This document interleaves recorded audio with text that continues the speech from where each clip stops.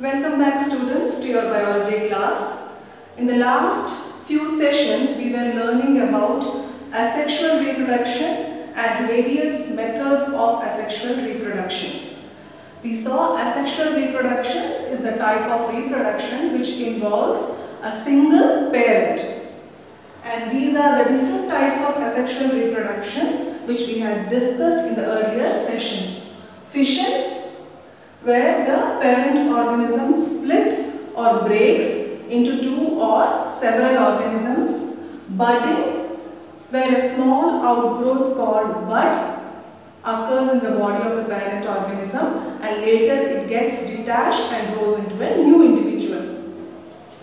Spore formation, occurrence of small microscopic bodies called as spores which germinate under favorable conditions to form a new organism.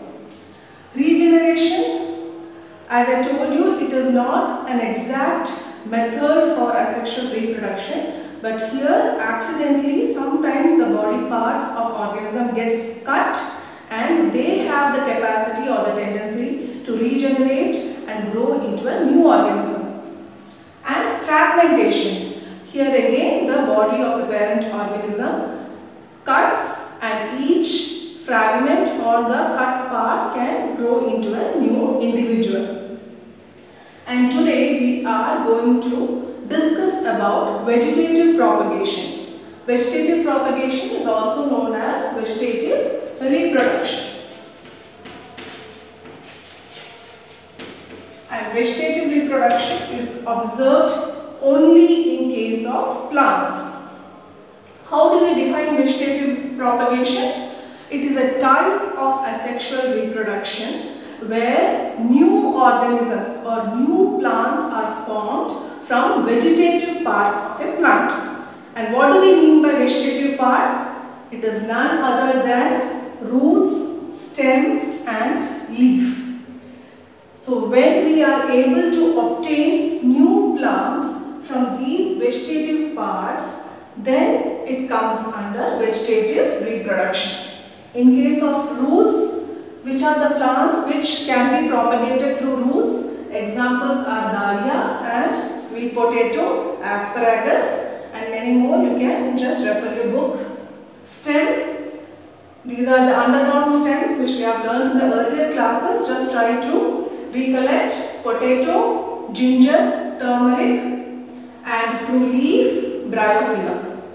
You would have observed that sometimes during the summer, these fields, they will have lot of dry grasses and dry stems, and as soon as it rains we can see that all of a sudden there will be new grasses and the entire field will be filled with fresh grasses. So what has happened here was these dried stems, they had at some points, at several points or some points they had these buds, okay, and these buds had dormant cells. Dormant means inactive, which can remain inactive for a certain period of time. And again when they receive water, this was a favorable condition. So on receiving water, these dormant cells became active and then they formed new parts and then grew into a new plant or a grass in this case. Same way you would have observed that when potatoes are kept for a long time in your home, when they are kept for around 2-3 weeks, you can see some green color outgrowth, right? These are called as buds or eyes. So in case you just take that potato or just take the portion with the eyes and then you just keep it on wet cotton, just take some cotton, just pour some water, sprinkle some water over it and then place this part with the place the potato tuber which has this bud and then place it over this cotton. Again you collect some other pieces of potato which does not have this bud or the outgrowth and place it there. And you will see that after a few days, the part which has the potato tuber or the part which has this bud, you can see that slowly new leaves have arrived from that, whereas the ones which did not have this bud or eyes, you will see that it has rotten and it has gone off. Okay, so this is a simple activity to just show that new plants can be propagated from their vegetative parts. So roots, stem and leaf of different types of plants. In case of these plants, the entire plant can be generated with the help of only roots. And in these examples, you can propagate the entire plant using only the stem part. Similarly, you know about bryophyllum, where the leaf buds are present on the margins of the leaf. Okay, if you see bryophyllum, here itself in the margin of the leaves, you will be able to see small buds, and then this will slowly get detached, fall below the ground, and then it will grow into a new plant. Now you coming to here, I hope vegetative propagation is clear, where we can just define vegetative propagation as a type of asexual reproduction where new plants can be grown with the help of vegetative parts. Remember, vegetative propagation we are studying only in case of plants, and it can be only propagated through vegetative parts, not the reproductive parts. Now coming to artificial methods, or we can call it as artificial propagation. So vegetative reproduction can also be done through artificial methods. And what are those methods? Cutting, layering and grafting. By the term cutting, it's a simple process where we just cut the stem of the plant. Again, it has to be ascertained that that stem portion will either contain a leaf or at least a bud. Only then it can grow into a new plant. So you are just going to use a knife, you are just going to cut the stem, and then you are just going to place it inside a pot or a garden. This kind of artificial cutting can be done for growing these plants: rose, sugarcane and banana, and many more varieties. Next is layering. In case of layering, what they do is, suppose this is a jasmine plant. Okay. You can see that this is one of the branch. This is a land level. What usually is done in layering is, one branch is actually brought down, it is bent to the ground, and then a small portion of the branch will be just above the ground, and this portion will be covered with soil. Okay, so a branch is bent to the ground, a small portion will be just protruding from the soil, and this part which is near the soil is completely covered with soil tightly. And then what happens, after a few days or a couple of weeks, it will be observed that this portion will give rise to new roots, and then you can see that here one new branch would have arisen. Okay, then later they will just cut this portion and it can be used to propagate plants again and again. This process can be continued. So this way they will obtain an entire garden with these plants. So this can occur, this can be done for plants like jasmine, rose, lemon, raspberries and strawberries. In case of raspberries and strawberries, it is done naturally itself. It occurs naturally. Next is grafting. Grafting is another technique of artificial propagation which involves the combination of two plants. So from one plant we take the stem portion along with leaf, and from the other plant we take the small portion of the stem along with roots. So here we are obtaining two parts of the plant. So the portion of the stem which has the leaf or the leaf bud is called as scion.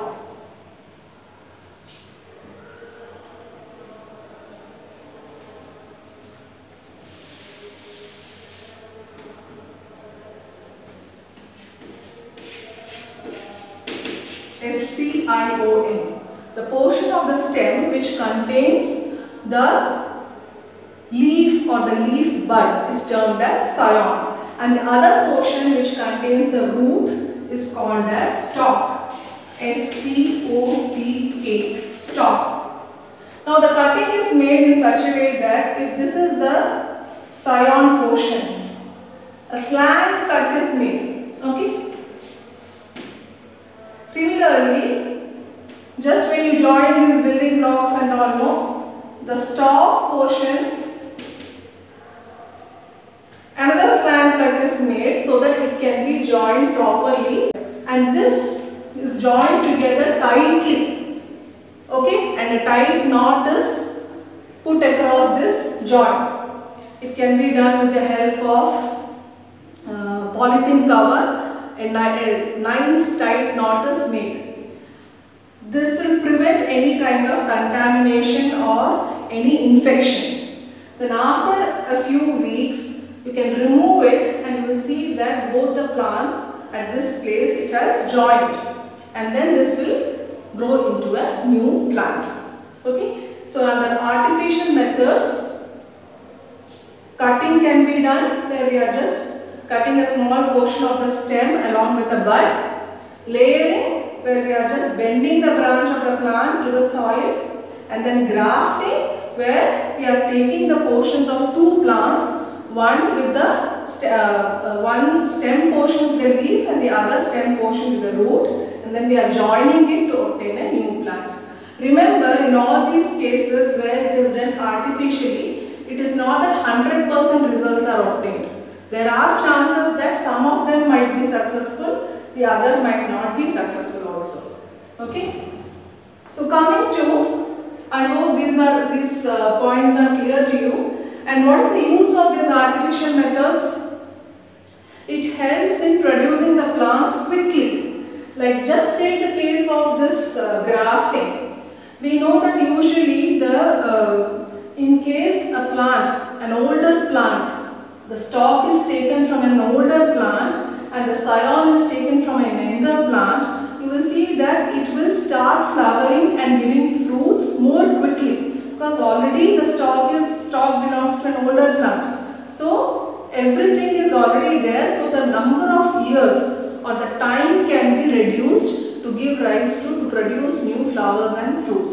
It is all done very quickly. Okay. So overall, if you see what are the benefits of asexual reproduction, we can see first thing is, if you see the offspring or the new plant, if you see vegetative propagation, it is identical to the parent plant. So in case you want to get varieties which are really good, so the same kind of plants can be obtained through asexual reproduction.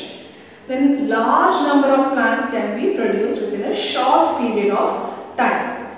And then finally here we can also obtain seedless variety of fruits. I have also mentioned something called as tissue culture. So what is tissue culture? By the term you know that tissue is nothing but a group or a mass of cells. Culture means you are just propagating or growing it. So when organisms, especially plants, when they can be cultured using a small group of cells or tissue, it is termed as tissue culture. Or you can say growing plants using a small group of cells is termed as tissue culture. Since we are only going to use some amount of tissue or some amount of cells, this process is also termed as micropropagation. Micropropagation. Micro means small. Propagation means to cultivate.